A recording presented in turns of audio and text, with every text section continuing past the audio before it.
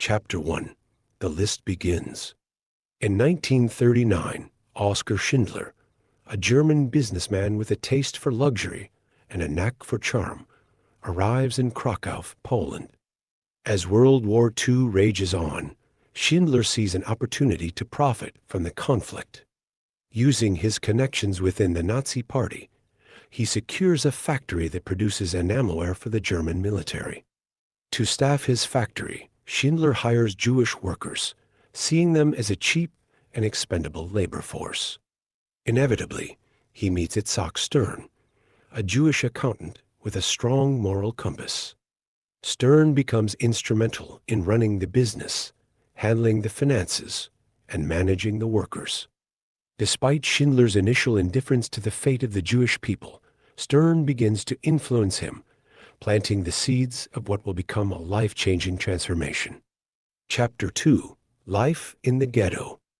As the war intensifies, the Nazis establish the Krakow Ghetto, a confined and brutal area where Jews are forced to live in overcrowded and inhumane conditions. The ghetto is a place of fear, death, and despair. Schindler, ever the opportunist, sees the ghetto as a source of labor for his factory. He makes a deal with the Nazis, promising them profits in exchange for workers. In the ghetto, life is harsh. Families are torn apart, food is scarce, and violence is a constant threat. Itzhak Stern carefully selects the workers for Schindler's factory, choosing those who are most vulnerable: elders, women, and children. The factory becomes a refuge of sorts, a place where Jews can escape the horrors of the ghetto, if only temporarily. Chapter 3. Amon Goth's Reign of Terror. A new villain emerges in the form of Amon Goth, a sadistic SS officer tasked with overseeing the liquidation of the Krakow Ghetto. Goth is a man devoid of humanity, who takes pleasure in the suffering of others. Under his command, the ghetto is systematically destroyed, and its inhabitants are either killed or sent to concentration camps. Schindler witnesses Goth's cruelty firsthand and is horrified by the brutality. Despite his initial intention to remain uninvolved, he begins to see the Jewish workers not just as laborers, but as human beings. He starts to bribe Goth, not just for business purposes, but to protect his workers from the SS officer's wrath. Chapter 4. The List. As the war progresses, the Nazis intensify their efforts to exterminate the Jewish population. Concentration camps are filled, and the death toll rises. Schindler, who has amassed considerable wealth, faces a moral dilemma. He can either continue to profit from the war or use his resources to save lives. In a pivotal moment, Schindler makes a decision that will define his legacy. With Stern's help, he creates Schindler's List, a roster of over 1,000 Jewish workers who will be spared from the gas chambers. The list is not just names on paper. It represents lives saved, futures preserved, and hope in the face of overwhelming darkness. Chapter 5. The Factory of Life. Schindler relocates his factory to Brunlitz in the Sudetenland to avoid the advancing Soviet forces and to keep his workers out of harm's way. Here, the factory no longer produces enamelware or military supplies, but instead becomes a place of survival. Schindler spends his entire fortune bribing Nazi officials and buying supplies to keep his workers alive.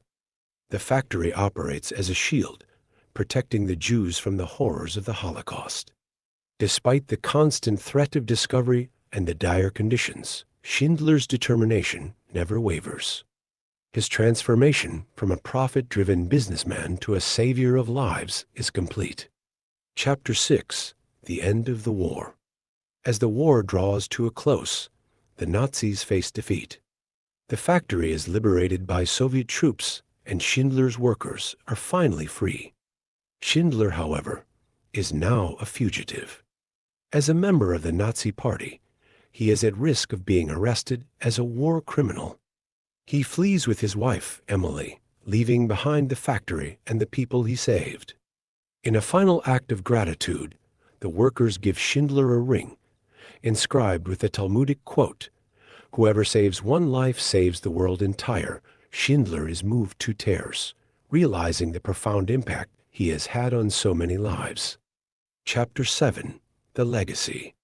After the war, Schindler's life takes a different path.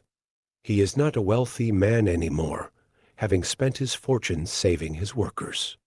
He moves to Argentina and later returns to Germany, living in relative obscurity. However, the legacy of his actions grows over time. The survivors, known as Schindlerjuden, remember him as a hero. In 1963, Schindler is recognized as righteous among the nations by the Israeli government, an honor given to non-Jews who risked their lives to save Jews during the Holocaust. His story becomes widely known, and he is celebrated for his bravery and humanity. Schindler passes away in 1974, but his legacy lives on in the lives of the thousands of descendants of the people he saved. The story of Oskar Schindler is one of the many tales of courage and compassion that emerged from one of the darkest chapters in human history.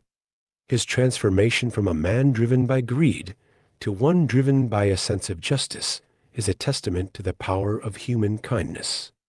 Schindler's List serves as a reminder of the horrors of the Holocaust, but also of the potential for good that exists within us all. In the years that followed, the survivors of Schindler's List and their descendants continue to honor his memory, ensuring that the world never forgets the atrocities of the past and the courage of those who stood against it.